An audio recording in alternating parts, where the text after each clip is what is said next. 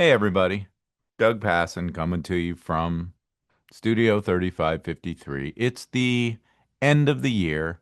This is going to be the last episode of the year. And as we have done in the past, we like to wrap up with, I don't know, me. In this case, it was my appearance last week on the fantastic White Collar Support Group Zoom call. White Collar Support was started by a wonderful human being, attorney Jeff Grant. It's providing a lot of help and a lot of resources to a lot of people going through the system. It was an honor to appear on that podcast. So I wanted to repurpose it for you all to hear in case you missed it there. In this presentation, you might hear some possibly familiar refrains because these are my perspectives on how to handle sentencing and my approach to sentencing, which, as you know, if you've heard even one podcast, is a holistic approach. It's a humanistic approach. It's a creative approach. It's a narrative based approach. It's one that weaves in world class experts. So I kind of wanted to give the folks over there at White Collar Support my 30,000-foot view of how I handle sentencing. And I thought it would be perfect for year end, just like all those cool retrospective TV shows, that air on the new year where it's a recap basically of the greatest hits of the year. It is a ton of great sentencing information packed into an hour. It's not legal advice. Every case is different, but I think you're going to find a lot of it deeply relevant to the cases that you either handle or that unfortunately you may be going through yourself. This is an episode that is packed with visuals because I did do a PowerPoint and there are clips from mitigation films that I've produced and other things. So I do highly recommend that if you're listening to this just on the audio platforms, that you pop on over to the YouTubes and watch the video instead. It'll be a much better experience for you. Lastly, do me a favor. Please like and subscribe and leave a review on whatever platform you listen to this on or watch this on, and spread the word. Share this with as many people as you can, and maybe one day I'll get a neat prize like the FIFA YouTuber of the Century Award or the FIFA Criminal Podcast Medal of Honor Award. Who knows? But I just want to build the audience. I want to build the community. And I want to make sure as many people as possible understand what's happening in the criminal sentencing process. So please like, comment, share widely. As the end of the year approaches, I want to thank everybody who is supporting this podcast journey over the last 125 episodes. I'm not going anywhere. I'm going to keep doing this podcast. Have great holidays. Have an amazing new year. Drink a very responsible amount of awesome tequila. And I will see you all in 2026. Wow. I guess the only thing I can say is I'll promise to keep rocking and rolling, making better films. It seems we make these movies, and sometimes, they're considered filthy or something by some people. But I don't think that's true. These movies we make, they can be better. They can help, they really can, I mean that. We can always do better. I'm gonna keep trying if you guys keep trying. Let's keep rocking and rolling, man. Over 1 million Americans face sentencing every year, and it will be the most important day of their lives. But we don't fully understand the system, how broken it is, and what we can do to make it better. I'm Doug Passon. I'm a 25-year criminal defense lawyer and a sentencing expert. My goal is to bring more awareness, more fairness, and more humanity to the sentencing process. So, are you ready? Then let's get set for sentencing.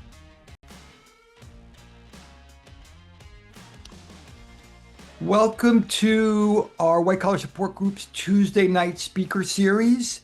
Tonight, our special speaker is Doug Passon, who is a lawyer out of Scottsdale, Arizona, who specializes in sentencing and mitigation. His podcast is called Set for Sentencing, and I'm going to tell you more about Doug in a little while. First, I have a little bit of housekeeping. Tonight's event is sponsored by the White Collar Support Group. We are the world's first support group that helps people navigate the white collar criminal justice system. We meet every Monday night on Zoom at 7 p.m. Eastern, 4 p.m. Pacific. You can learn more about it on our website. That's prisonist.org. That's prisonist like feminist.org. A lot of information there about our speakers and about what we do as a support group and our federal expungement initiative and our conferences and things like that. So please, prisonist.org if you want to learn more about us. Doug Passon is a practicing criminal defense lawyer with almost 30 years experience in state and federal court. He has a national sentencing practice focused on humanizing our clients through narrative. Doug is also an accomplished documentary filmmaker, having directed, filmed, and edited award-winning short and feature-length documentaries that have played throughout North America and beyond. He has long been recognized as a pioneer in using short documentary films for mitigation in criminal and capital cases. He co-authored a book on legal storytelling, The Narrative Gym for Law, with acclaimed author and story professional Dr. Randy Olson. He also produces and hosts a weekly podcast, which I've been on personally, called Set for Sentencing, the goal of which is to bring more awareness, fairness, and hope to the sentencing process. He represents clients across the country and in particular clients on the autism spectrum. Doug's a terrific guy.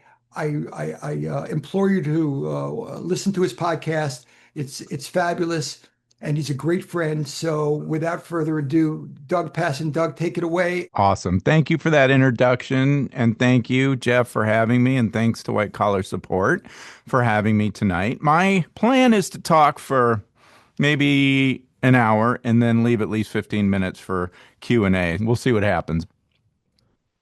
And really what tonight is, and Jeff already mentioned, I'm all about narrative. And my plan is to really tell you my story and give you a sense of what shaped me and my philosophy of practice in criminal defense.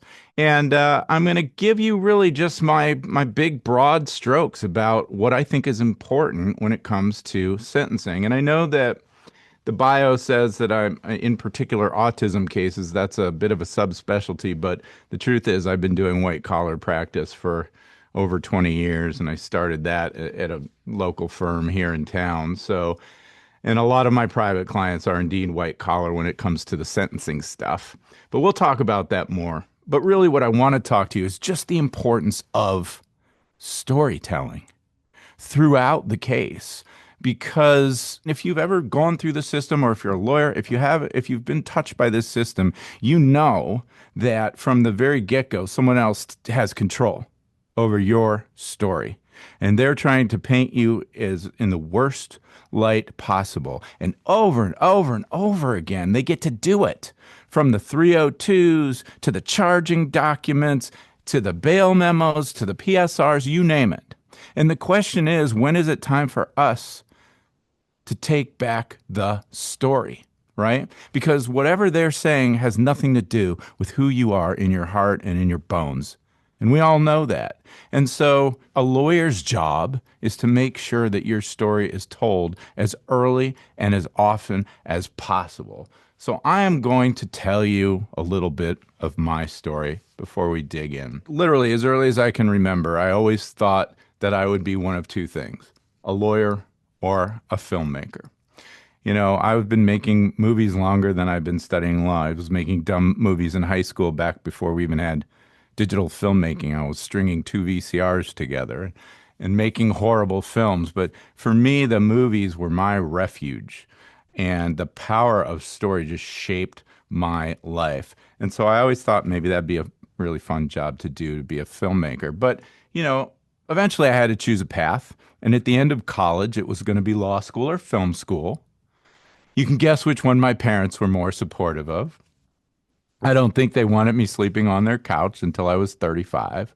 So therefore, I chose the path of the law, and I'm so glad I did, because it was a passion of mine, and I never wanted to be anything other than a criminal defense lawyer. Might have been my anti-authority streak, I don't know. But I always saw myself doing that and actually doing it as a public defender. And that's exactly what I did. I went to law school, and my first job was at the Maricopa County Public Defender's Office. But the good news is my passion for story never left me. And I figured out right out of the gate that I was going to get to be a storyteller. I mean, I understood the importance of telling my clients stories. And I found out fast that, that background, that foundation I had in storytelling, screenwriting was going to serve me well. But then I hit a wall because I'm representing all of these clients as a public defender, and it just felt like I was beating my head against a brick wall because the system is so dehumanizing. As I mentioned, it's always trying to paint the caricature of, a person's worst day in their life. There was a lot of otherization going on in that system, right? Because I was representing a lot of people who didn't look like the judge or the prosecutor. They didn't talk like them. They didn't have the same educational background, same financial background. And they were almost viewed as not real people.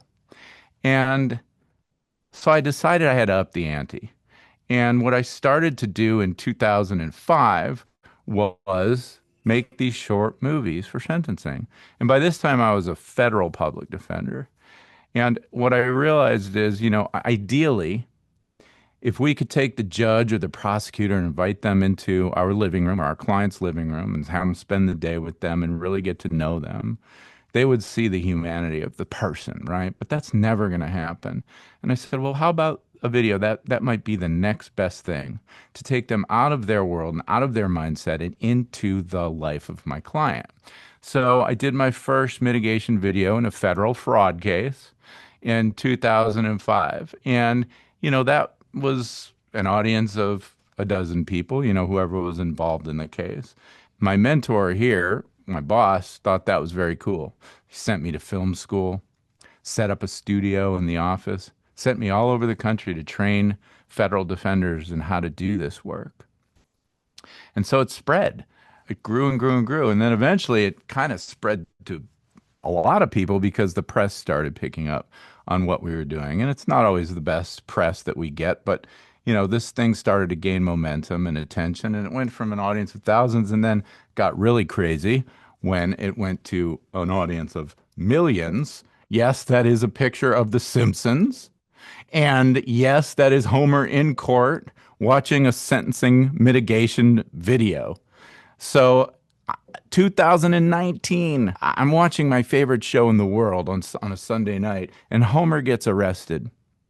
And Lisa is Googling, and she says, there's this thing called sentencing mitigation videos that lawyers use to humanize their clients. And I almost fell off my chair because there's a very small group of people in the world that do this work, and certainly not ubiquitous in terms of the public and their understanding of this. And I'm saying, how on earth did they know about this? And I'm like, I literally almost fainted because this is my favorite show in the world, making fun of my life's work, right? My sister told me to calm down. It's okay. There's no such thing as bad press unless you're Matt Lauer, is what she told me. But, I set off on a journey to figure out how on earth did The Simpsons know about sentencing mitigation videos. And in my narcissistic fantasy, of course, it's because they read an article about my work, and this is all about me, and I've influenced an episode of the greatest show of my lifetime. So I really did. I was a stalker, and I tracked down this guy. His name is Rob Lezebnik, and he confirmed. He sent me a sweet email saying, yeah, I looked through my old book of ideas, and I pulled out an article in the Wall Street Journal that profiled your work. And he said, so yeah, you did inspire this episode. And then he invited me to Fox Studios for a table read with the cast. And so in the summer of 19, I went with my family, my wife and my two boys, and we met the whole cast. They read a script for us in the conference room. We got a tour of the writer's room. It might have been the greatest day of my life. And my kids don't think I'm cool. Anything I do is cool, but that day I was cool. I don't know, how does it get any better than that in this lifetime? But the truth is, this was all for my sentencing video work. And I actually left a pretty cushy job with the federal government as a federal defender back in 2014 because I thought I was just going to be the filmmaking guy. That was all I was going to do, is I was going to work for lawyers. I was going to make these movies all over the country. And that's exactly what I did for, many, many years. But what happened is, as things sometimes do, they came full circle for me. I was getting hired by lawyers all over the country, a lot of white collar cases, a lot of big firm lawyers, high dollar lawyers, fancy conference rooms with great views. And I was starting to realize that a lot of lawyers just don't know how to do sentencing. They're great at trial. They're used to going to trial. Nobody ever taught us how to do sentencing right. And nobody certainly ever told us how to tell stories in a powerful and compelling way.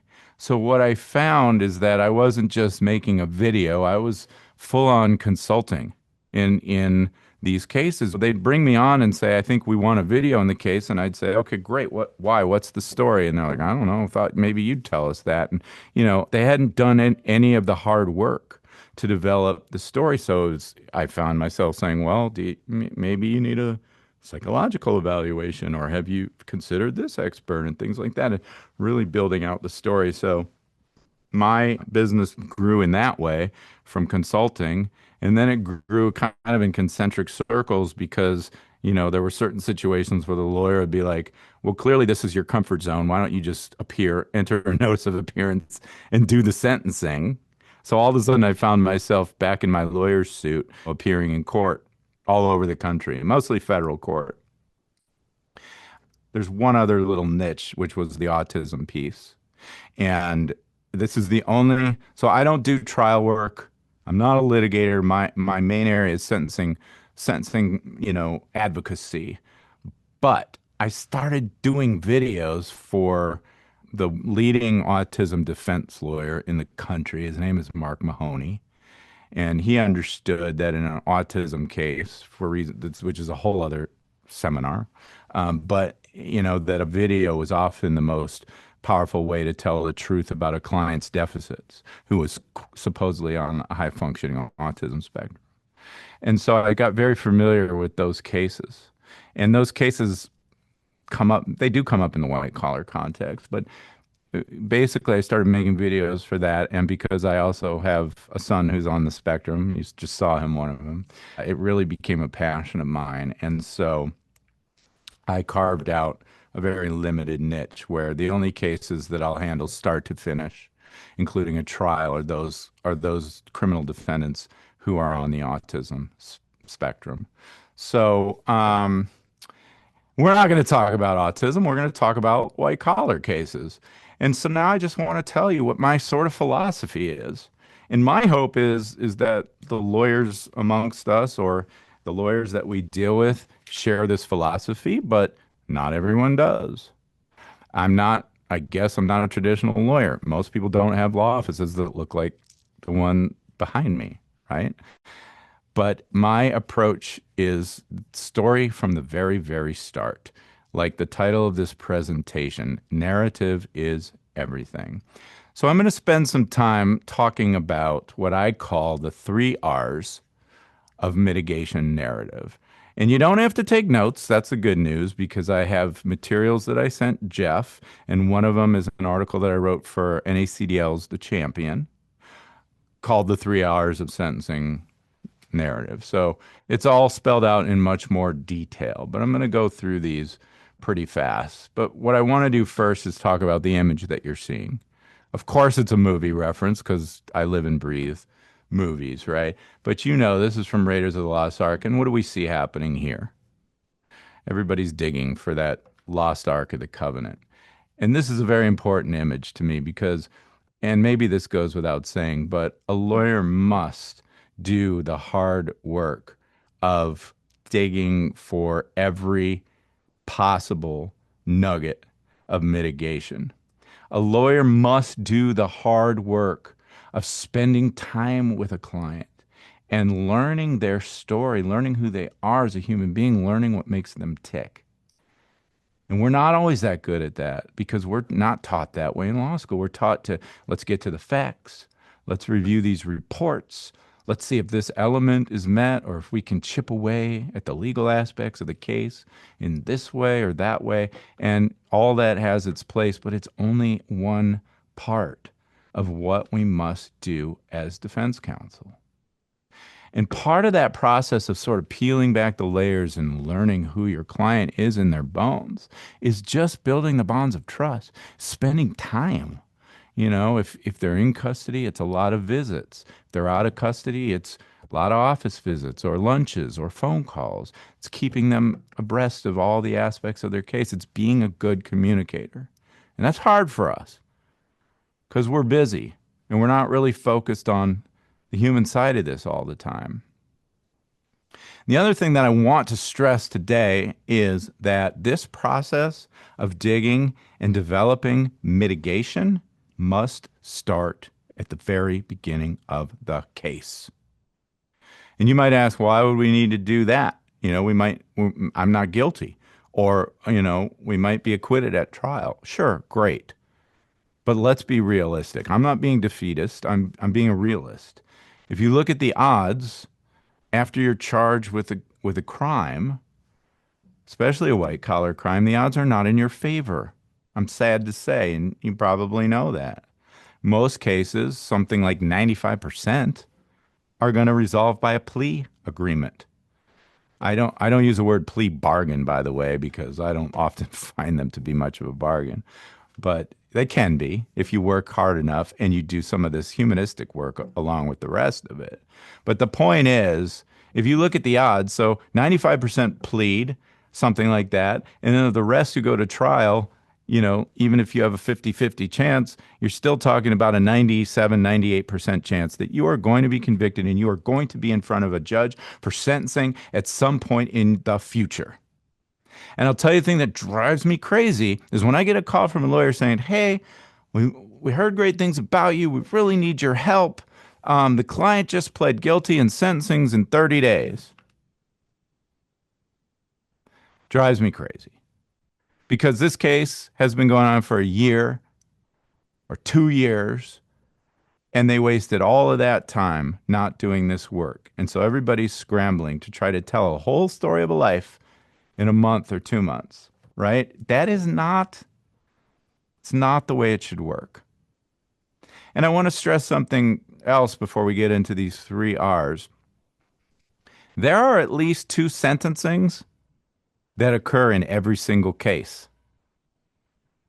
There are at least 2 sentencings that occur in every single case because the first sentencing is the plea process. It is. Because every lawyer in almost every case is going to try to negotiate a plea. And the sad fact of our system, which also drives me crazy, I hate it, but the prosecutors have so much power over how to charge a case and what plea to offer.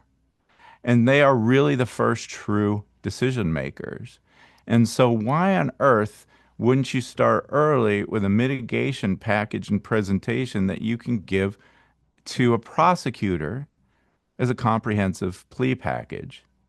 It's fine for a lawyer to do plea negotiations and say, well, I don't think you can meet this legal element, or I don't think the proof is so bad on that, or I think a jury's going to have sympathy for my client. Okay, all that's fine. That's the legal stuff we're taught to do. But why on earth wouldn't you couple that with, and by the way, I want you to know a little something about this man that you've charged with these crimes and what he's done in his life, or what he's done to make up for what he has done, or accepted responsibility, whatever the case may be.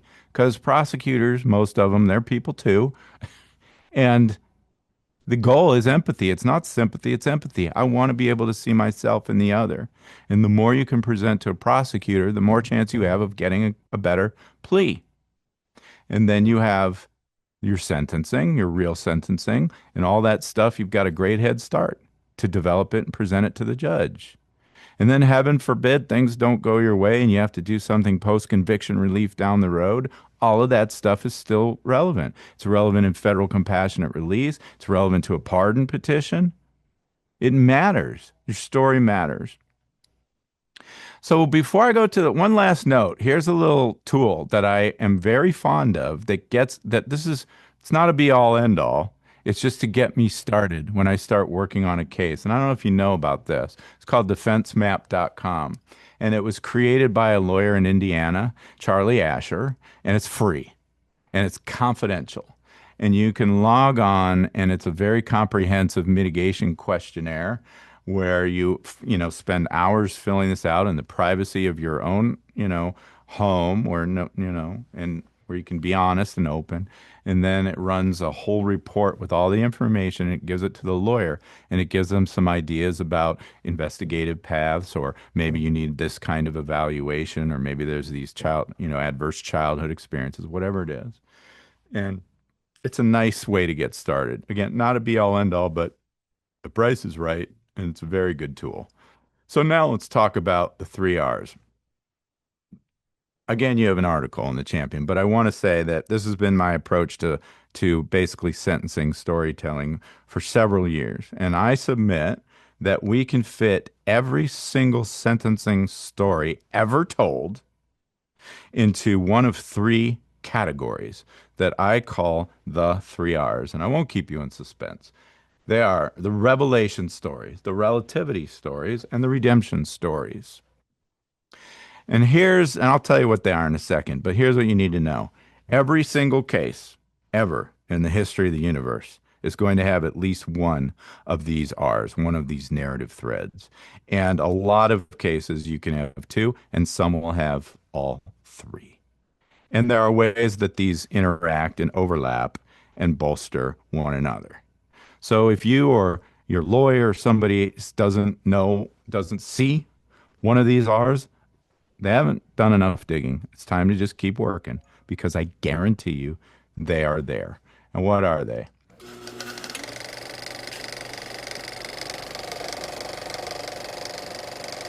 Mr. Stamphill.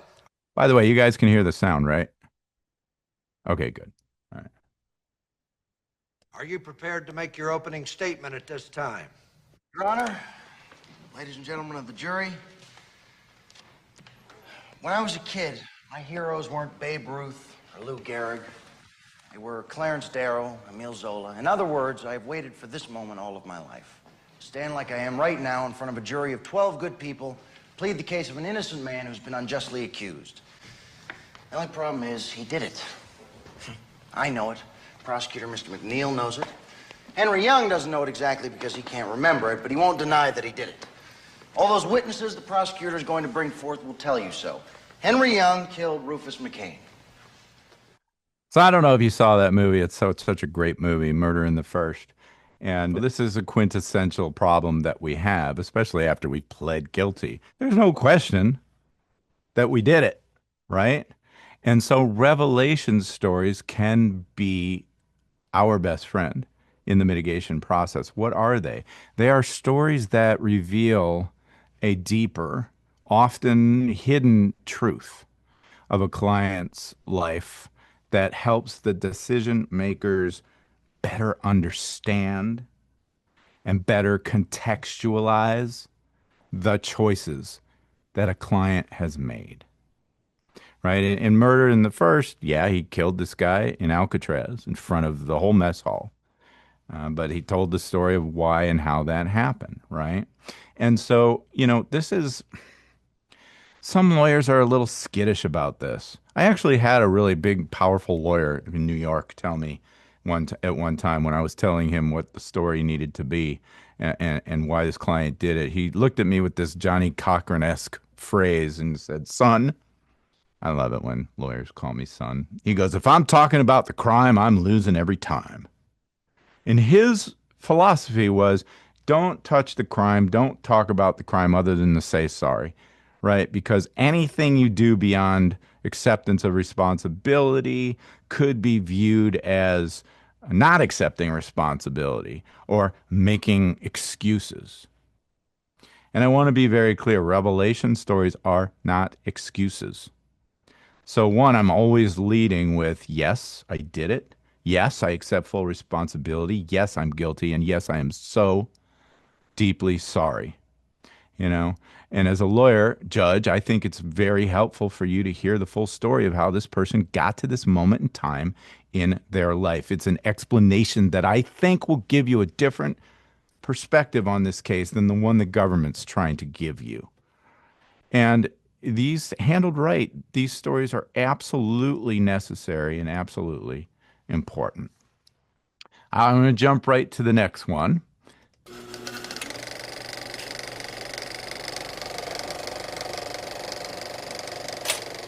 So next are our relativity stories. So relativity is about comparing one situation or one thing to another. In other words, I'm saying it's this in relation to that.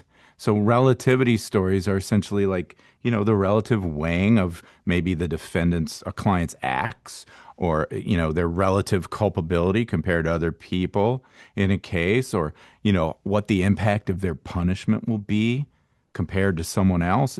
These are fundamentally their fairness arguments to the judge because judges all the time want to do sentencing parity, right? Well, what does that mean? It means I want to treat you like I treated him, or I want to make sure if I distinguish this case from that case, there's a good reason to do it. So that's all judge. I mean, that's why we have scales of justice, right? That this is always a weighing of one versus another. So let me give you some examples of this. I think the most obvious example, if you know the federal guidelines, every single guideline calculation has relativity built into it, and it's called the leader organizer enhancement, right? They want to know, are you the ringleader? Because when you compare that versus that, you're more culpable. And of course, if we can convince a judge that you are not the ringleader and that there are these more culpable people in your case, you're doing really well because then you qualify usually for the 0 point offender enhancement, right? That's a relativity case. One of the big one of the main times I use it is when you're comparing one person to another in terms of the average Joe who's going to get a prison sentence. So, say your client is a 75-year-old man who's in terrible health and he has to serve a sentence. Well, you compare that to a typical offender who's younger with no health problems. This is a picture of an autistic young man who's going to be bullied, taken advantage of, sensory overload in prison. If you compare someone with these kinds of special circumstances with an average person, their sentence will be exponentially more punitive. Therefore, judge, they deserve less time because their time's going to be way harder, right? Now, this is a good time to sort of digress, but not really, and talk about the use of experts. We use experts at sentencing all the time.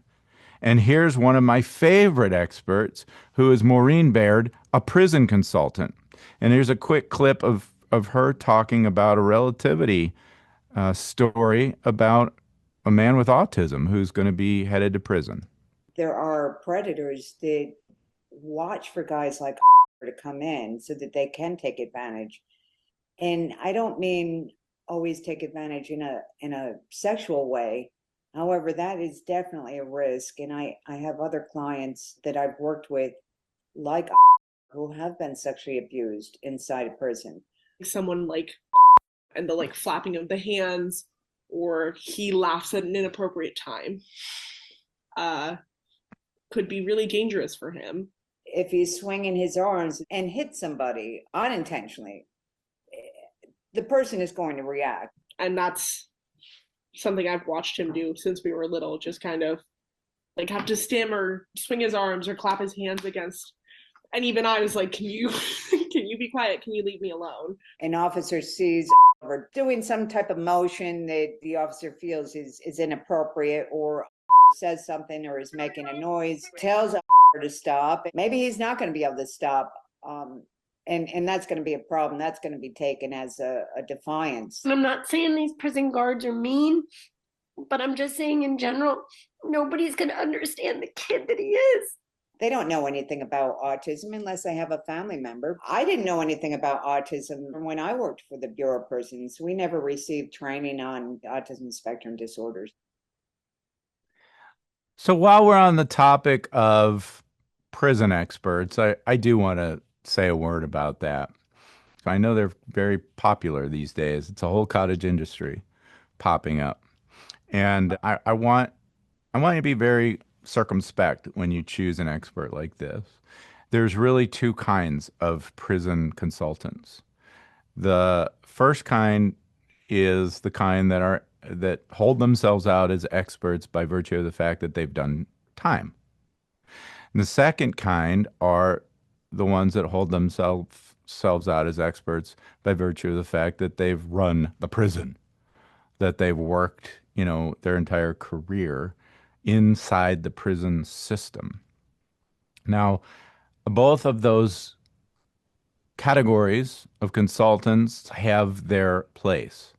But I'm going to tell you what my honest opinion. The ones that are experts solely because they've done time have a very limited use. In my opinion, and it's just my opinion, they're good for basically two things. One is preparing you for how to do your time if you had to do the time. And the other is when you're actually in custody, incarcerated, navigating that system of BP9s and BP8s and blah, blah, blah is very daunting.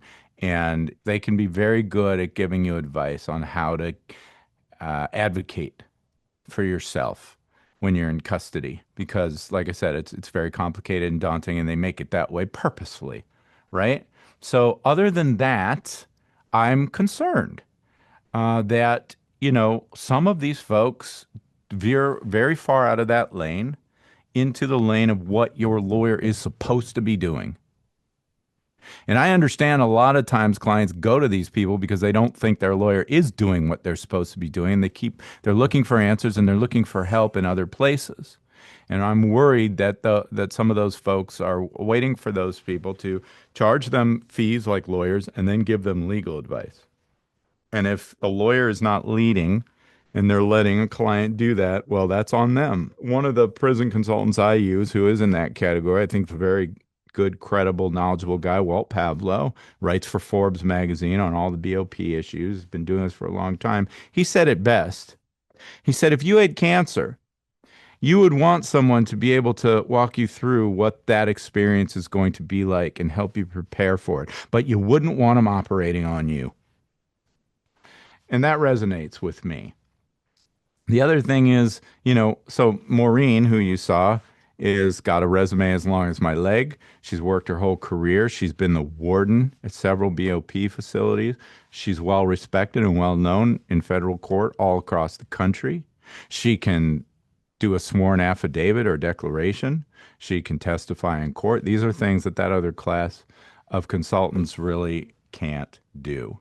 So they may have their place, but it's a narrow lane. I just wanted to make that my opinion known. I hope that's not too controversial. So more experts, right? We use psychologists, mental health experts, trauma, all that stuff. But I am going to talk about a great expert that I use, in full disclosure, because he's here on this. I think he's here and I want to bring him in for a minute. And full disclosure, he's a colleague of mine and he's a great friend of mine. And I just love him, but I love what he does. It's very brilliant. He has something called sentencingstats.com. So he is a federal guidelines guru. There's nobody that knows the guidelines on this planet better than Mark Allenbaugh. And he was actually a staff attorney for the Sentencing Commission way back in the day. But he has, like I said, sentencingstats.com. And this is the reason I'm introducing him now is this is a relativity. This is another relativity story. So let me show you a quick clip of him that I used in a pardon video that gives you a sense of what I'm talking about here. Whoops. A 240-month sentence is more than the average imposed on those that commit violent offenses in much higher criminal history categories, higher than the average for kidnapping. It's equal to the average for criminal sexual abuse. It's still higher than the average for child pornography production. So he's not only comparing fraud stats, average, mean, median, but he's looking to arguably more serious offenses and saying, why would you give a guy in a fraud case more time than you'd give someone who raped somebody? It doesn't make any sense. These are very compelling arguments at sentencing. And so I reached out to Mark and I told him I was doing this presentation and I said, could you give me like a slide or two that gives you some perspective about how stats really apply in white collar cases. And he sent me a few slides, and I thought it was really just a good idea to have him explain what's on them. So, Mark, if you're are you here? Yeah, Can I'm you? here. Oh, Can you? great. Yep. Ladies and gentlemen, Mark Allenbaugh, Hello, everybody. coming to Yep. you live from Right. Ashtabula, from Cleveland, north of Cleveland, Yep. from his haunted house. Mark is on my podcast very, very often. You'll see that if you check it out. But anyway, here's the first slide that you sent me. What is Yep. this? So what we're showing here, I took the last 20 years of sentencing data from the U.S. Sentencing Commission and just focused on white collar crimes sentenced under 2B1.1, which is the primary sentencing guideline for white collar offenses, and criminal history category 1. And what I'm doing here is sometimes attorneys ask me at the early stages when they're considering whether to plead their client out or not, what does it look like if my client was to go to trial versus plead guilty? And so I'll share with them something like this that shows the difference between the average sentences for those that plead guilty versus going to trial. And very often they're surprised, at least at the white collar level, that you're definitely going to be doing some more time if you go to trial, but not as much time as many think. So the risk of going to trial is not as bad as many perceive it to be. And so I have the data to back all that up. Next slide. Yep. And so what this is probably more important, and Doug, you and I have had a couple of podcasts about this, is the value of the plea agreement. And in my humble opinion, statistically speaking, and having examined the stats from the commission for several years now, plea agreements, more often than not, especially in the white collar context, aren't worth much.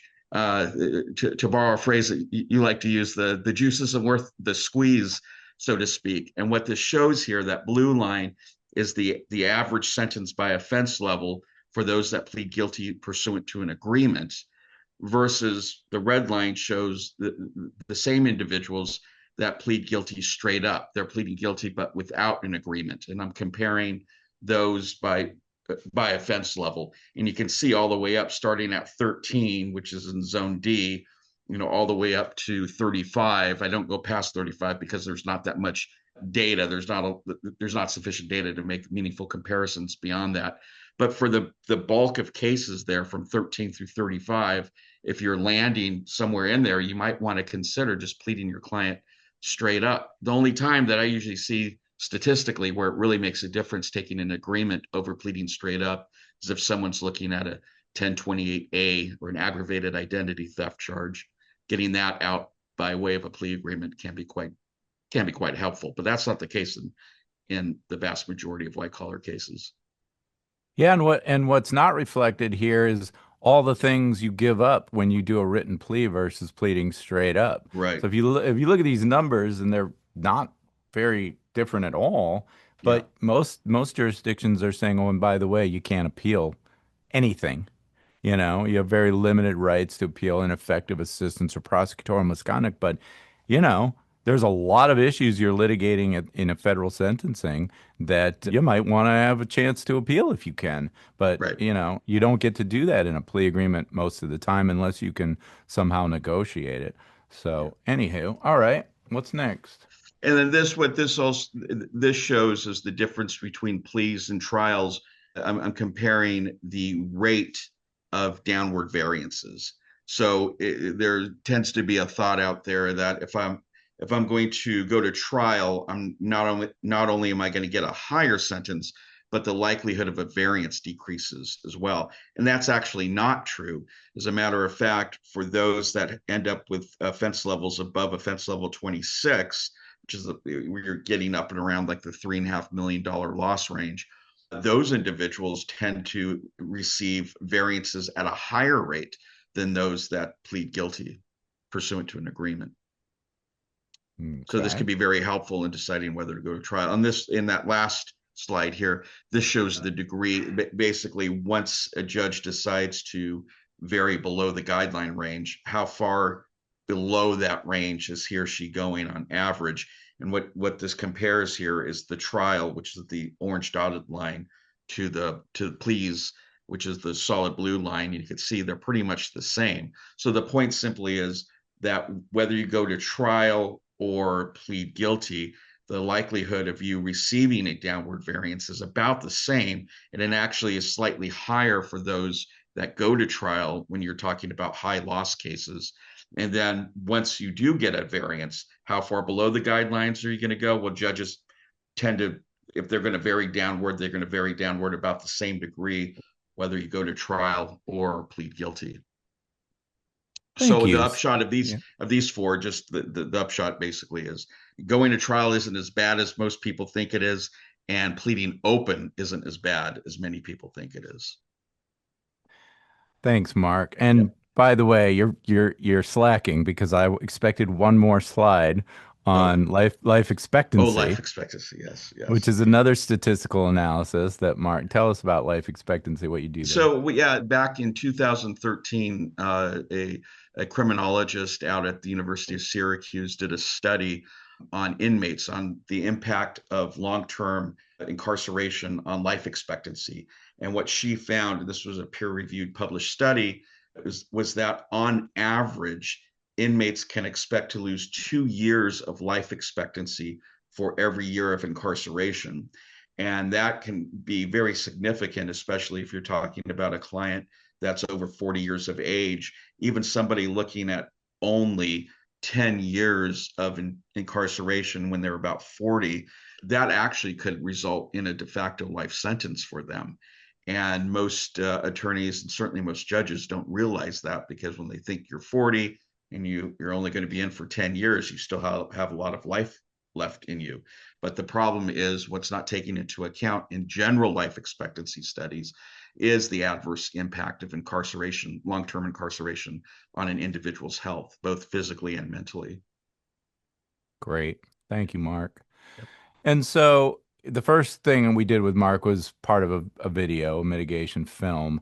And we'll talk about that more, but those aren't for every case. I'm certainly not suggesting that every case warrants one of those. But the point I want to make here is you don't need a video from Mark Allenbaugh or anyone, any expert. First of all these cool charts that he makes could be embedded into a sentencing memo and explained in a memo, or Mark will do a sworn declaration that will be attached as an exhibit to a sentencing memo. Same with Maureen, same with any psychological expert. So there's lots of ways to get those exhibits in. All right, that brings us to our last R, and it's my favorite R.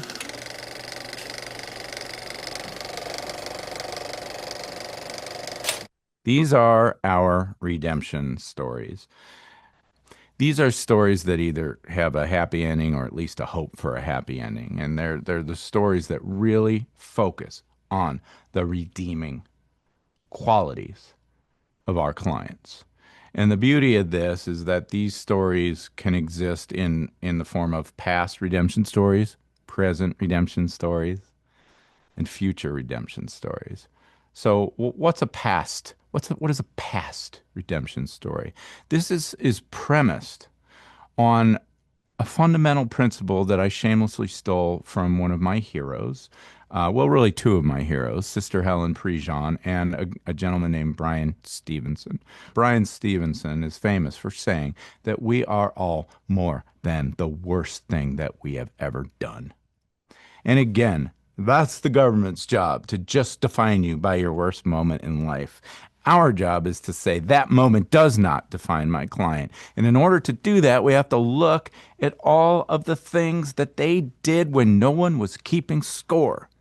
All of the redemptive things that truly define their characters before they ever got in trouble, before they had a thing to prove to anybody. This is how they lived their lives, right? Did they give to charity? Did they care for their parent with Alzheimer's? Have they changed someone's life? Have they saved someone's life? The takeaway is that this reveals true character, and that whatever they did, as wrongful as it was a marked deviation from an otherwise law-abiding life. And these are very, very powerful stories.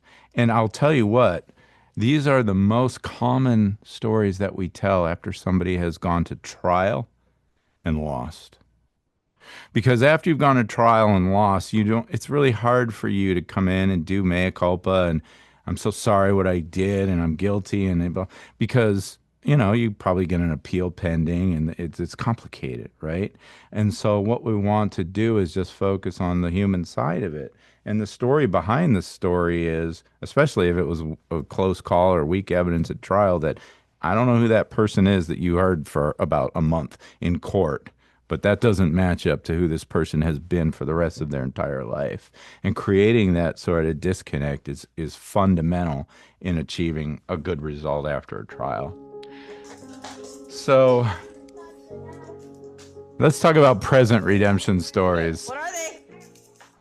This is a snippet from a white collar case that I did where my client was on release. He was a genius guy, and he literally devised a plan to make prosthetic limbs for children in a shed in his backyard.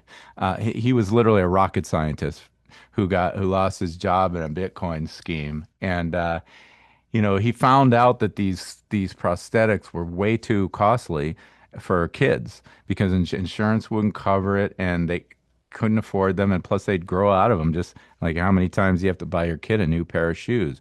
So the people that need it most, kids who want to run, can't get it. They had the traditional peg leg, for lack of a better term, and this was his sort of act at redemption. I know I made a mistake here, but I'm just trying to do right in this world.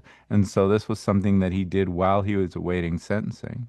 And I think it's my favorite present redemption story ever. Now, we all may not have something this great of a story to tell, but even a little bit of redemption goes a long way. So if you have restitution to pay, can you pay some of it even? Yeah, I know maybe you lost your job or maybe you're in debt, but did you get a job at a fast food restaurant and put away 10% of every check just so you can show them by your deeds, not just your words, that you really mean it? Have you gone through drug rehabilitation? Have you gone through gambling rehabilitation? Have you done something to recognize the thing that was not working in your life that brought you to this moment and fix it, right? And then the goal ultimately is to tell a future redemption story, which is to say, in many of our stories, the ending has yet to be written. We don't know for sure how things will turn out. And sometimes I have clients who've been in custody the whole time, and their options are quite limited in terms of programming and rehabilitation or restitution. They can't do that much, but that's when I, as a lawyer, have to work hard to help them tell a story of what the future looks like for them, and that they've given a lot of thought to how they can make this right when they finally have the opportunity to do so. Maybe they have a great place to stay and a great support system lined up, a job lined up. Maybe they have a plan to pay back restitution. It's all of the things that you can give the judge some hope that not only do you recognize how wrong your behavior was, but that you are going to commit your life to making that situation right. And, fundamentally, it's a deterrence argument, which is very important to judges. How do I know that you're not going to go out and commit another crime, right? So a person who has put that much thought and work into planning their future telegraphs to the judge that you're not going to see me again. My discovery's still in my closet over there. I got reading through those materials, not realizing how much I had hurt these people's lives that I didn't even know, and that I took advantage of that, and it was wrong, and I knew it was wrong. Yeah, I knew it was wrong. I'm proud of Karen that she's owned what she's done, because that's a big part of healing, is to be honest. And I don't think she's had a lot of time to be honest in the last few years because they were always running and covering up. Her work for her now is very much going back to who she was. She was a really good person before, and I think she lost her way, and I think she could be a good person again. I think she is a good person already. I think she has to learn to believe that about herself. what's significant about the fact that she has filed for divorce is that it's a very sort of concrete sign that she is coming into her own. She's coming back to herself as an individual, as an independent person. The departure from leaving the boys is painful beyond belief, but in the long run, it's the right choice, and I know in my heart that I made the right choice. This cello, my dad so sweetly rented for me. It helps take my mind off things, and it's helping me take steps back in the direction that I want to go in my life. She lost her soul, but temporarily. And when she rented that cello and is playing again, you know, in my profession, that is such a hopeful sign. I feel like my own self again, that I'm on my way back.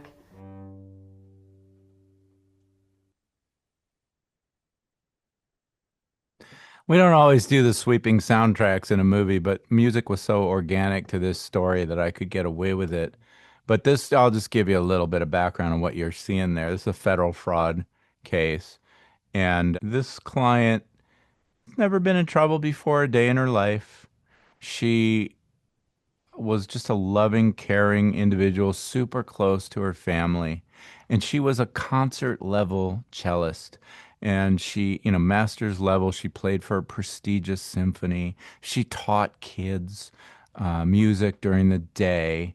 And if she could find the one last piece of her life, love, then her life would be completely, just complete and perfect.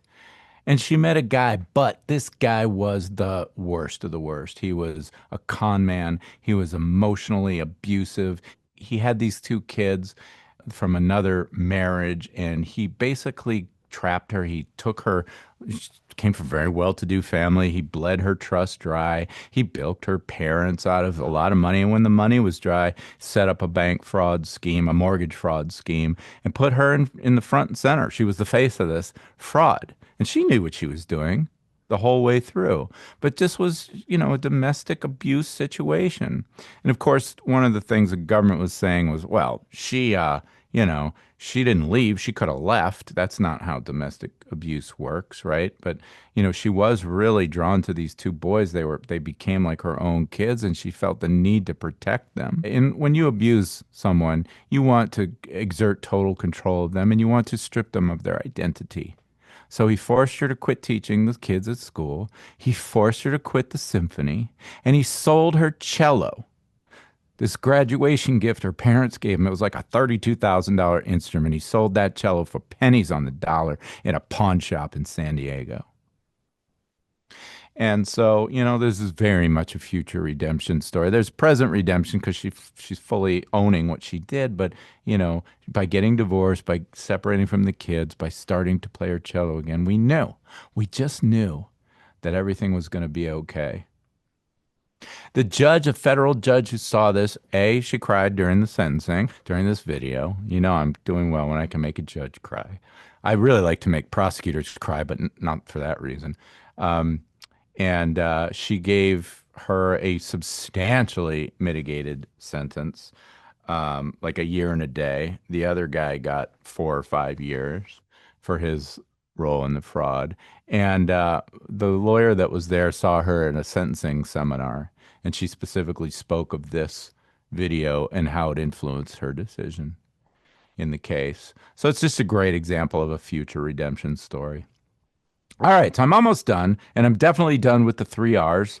Like I said, you've got an article. I want to do a kind of a last word on mitigation films.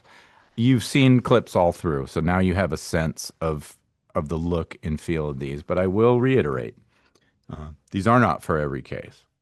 There's usually 3 things you need to consider doing this.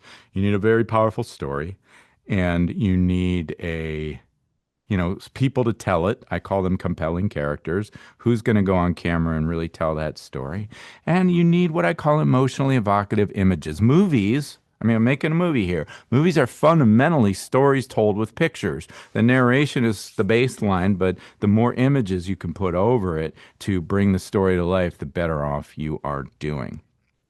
So, second point, these are not the be all end all of sentencing. If a lawyer says, I'm just going to have a video and send a video to the judge, that's not how this works. I call these videos the exclamation point at the end of a very long sentence. Because if your lawyer is doing everything possible to present your case and your narrative, there's a lot of work that goes into that, from objections to pre-sentence reports to sentencing memos to gathering sentencing letters. We'll talk about that in a second. All of these things that we do. And what we're going for is having an overarching, compelling narrative that's told in that long sentence, and then this video is meant to be the exclamation point, really the punch in the gut that hits you where you live, not to manipulate you, but to reinforce this is the story, this is authentic, this is true, and I need you to feel it in your bones. I need you to live the life of my client and through their eyes, and that's what the video is for. Now, in white collar cases, sometimes there's a fear about doing these videos, that they're maybe too flashy or they're too expensive, and the judge is going to be mad because why did you spend all this money on a video when you could have spent it on restitution and everything else? And I think that's largely an unfounded fear. I've never seen that kind of backlash. If a judge is thinking it, they've not said it. And I almost always see some kind of results in a case. It's hard to know for sure if the video is what won the day, unless the judge specifically says it was the video, and that doesn't happen that often. You never know for sure, but I don't think that's a very credible fear. That said, I have had cases where we have orchestrated that the client doesn't pay for the video, that they get supporters who love them and who know their true heart and who want the judge to know the deeper story and who finance the whole thing, and we put it on the video. This video was financed by supporters of John Doe, right? And I think that in and of itself makes a statement. Because these can be pricey. There's a range of them, a range of costs depending on the complexity of the story, how much travel, how many witnesses. I will say ballpark, everyone wants to know how much do these cost. And I'd say ballpark $15,000 to $30,000. Could be less, sometimes more, especially in capital cases, it's more.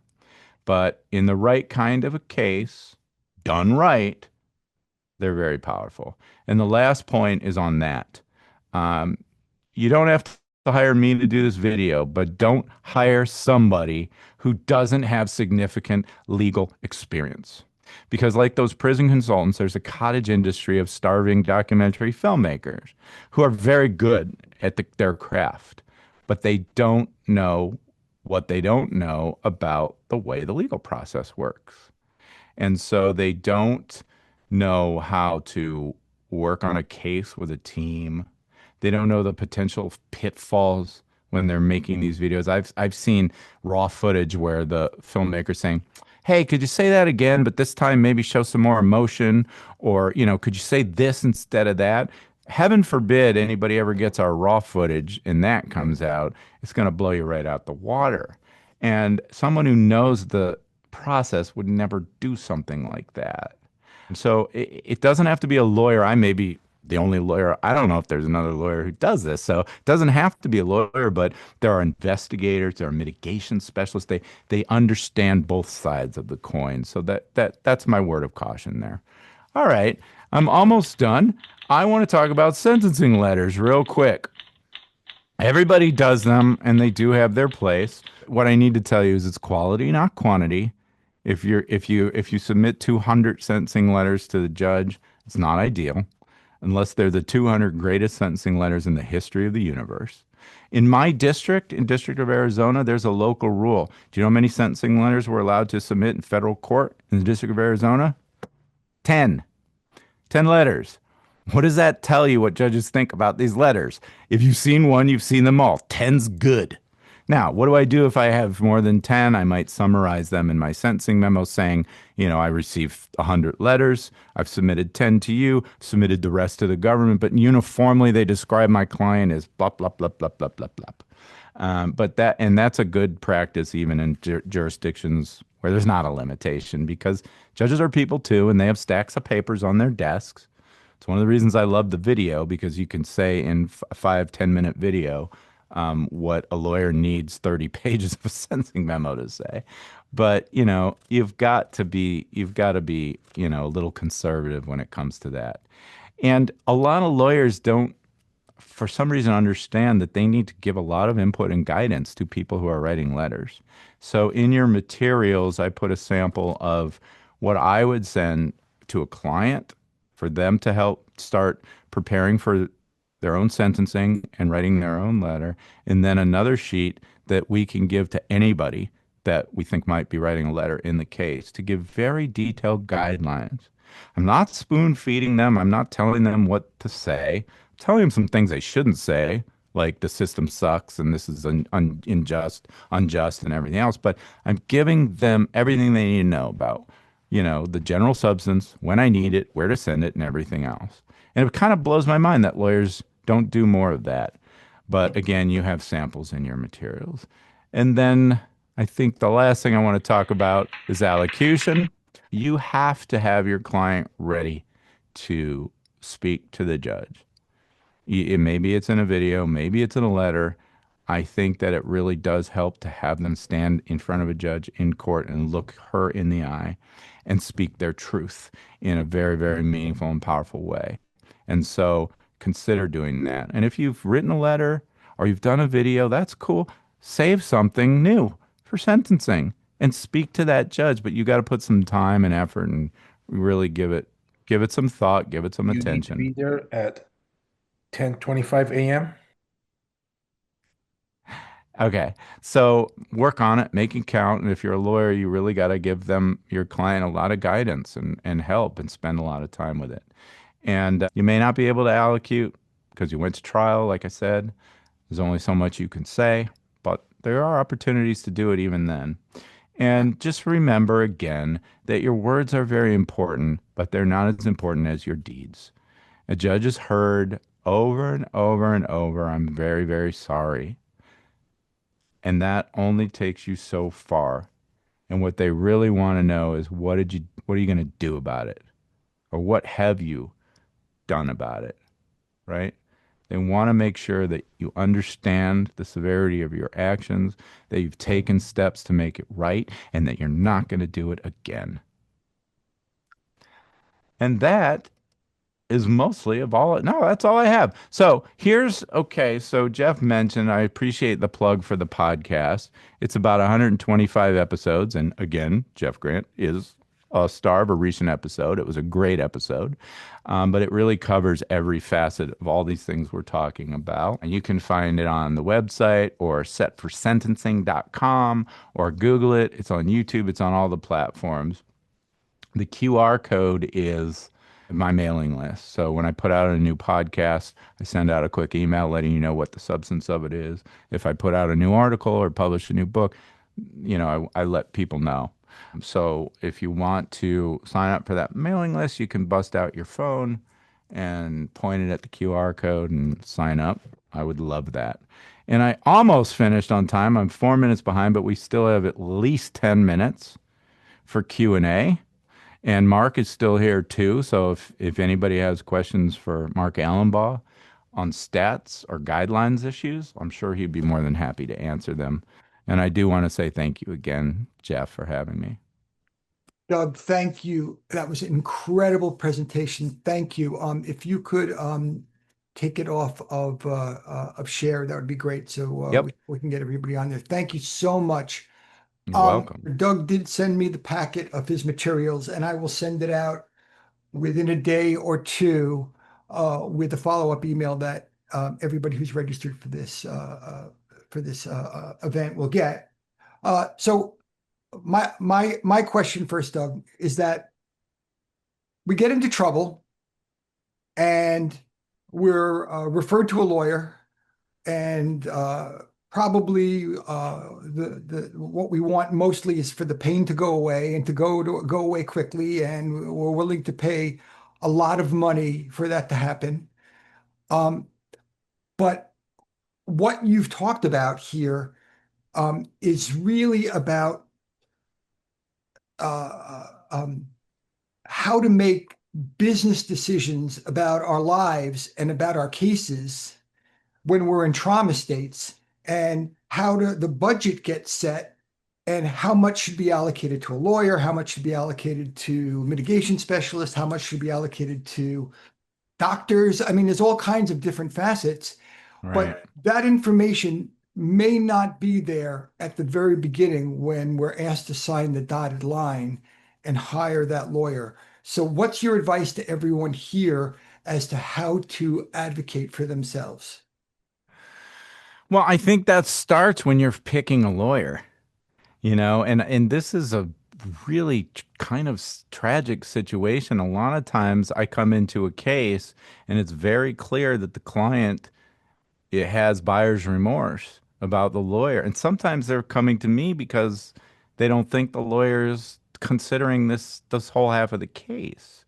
And so, when I counsel clients, in fact, I have another great document that I'm going to send you, and it's from Dr. I can't remember his name, but he went to trial and won, but he wrote a great book. And he, in one chapter, was picking a lawyer. And I told him, you need to put this into a PDF so I can send it to people. Oh, Because, Muhammad Ali Rafat. yes, yeah, it's an amazing book, too. I'm going to have him on my podcast. But the point is, I would say, listen, what's your sentencing philosophy? Ideally, you want to hear you're not going to be convicted, you're not going to go to jail. But I don't think any lawyer has any business telling you that at the outset. If they're telling you, don't worry, yeah, I'll make sure you don't get convicted or I'll get you probation, that's bullshit. I'm sorry to say.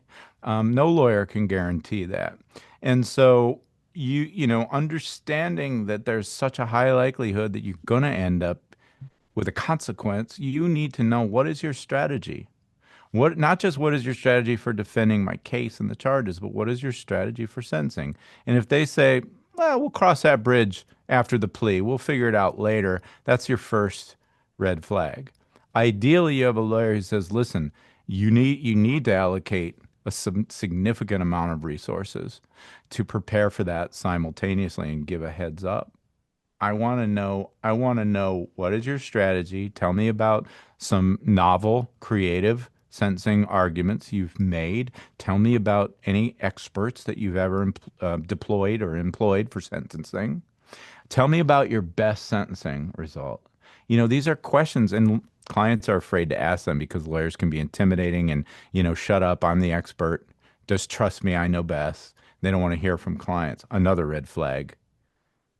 You're the client. You're paying top dollar. You have every right to be asking these questions, right? And I will tell you this too, maybe another controversial statement. Former prosecutors, not always the best defense lawyers. They can be. It's a small club of people who were career prosecutors I think are phenomenal defense lawyers. But I'd be very suspicious of the ones that came from the U.S. attorney and I know the system. The judge is my friend. I know all these prosecutors. I've got the inside track. That's bullshit. And I would like to just say, well, okay, great. Tell me about, why you decided to be a defense lawyer. Because 9 times out of 10, it's like, well, I had to leave the prosecutor's office for whatever reason, and I know criminal law, so I'm a defense lawyer. Not I care about you, I care about clients, I care about defendants. A lot of those folks hold their nose and do the job, and that is ultimately a wall. They're not going to get to know a person because they don't really want it to, right? And I will say another question I recommend for a former prosecutor is, tell me a case that keeps you up at night from your days as a prosecutor. I want to know, what regrets did they have that they didn't see the humanity in this client, or they gave an unreasonable plea for some stupid case and this guy went to jail for 5 years and his son died in a DUI accident while he was incarcerated. And if they can't give you a good answer to that, I mean, I want some this is also controversial. Some lawyers feel like it's not my job to get emotionally invested in a case or a client. I'm here to just just the facts, do the law, and be done with it. I don't agree with that. I need a lawyer. I need a lawyer to be up at night worrying about me and my case. And if they're not, I'm going to be worried as a client. Thank you, Doug. And just for everyone knows, I knew it was a leading question. I know where Doug was going to go with this. All right, so we're going to go to some questions. We don't have a lot of time, so please keep your question to very short. Let's start with Gabriel and then Michael. Okay, thank you, Jeff. Thank you for having me on. And I appreciate Doug's passion. He really is passionate about what he does. I'm a big fan of your YouTube channel. Awesome. So, on mitigation. So, today was my sentencing day. I've just been sentenced. And one of the things that I did to help the outcome is prior to my interview, my PSI, my pre-sentence report interview, I prepared my narrative detailing my life story, and I also brought with me a couple letters, character reference letters.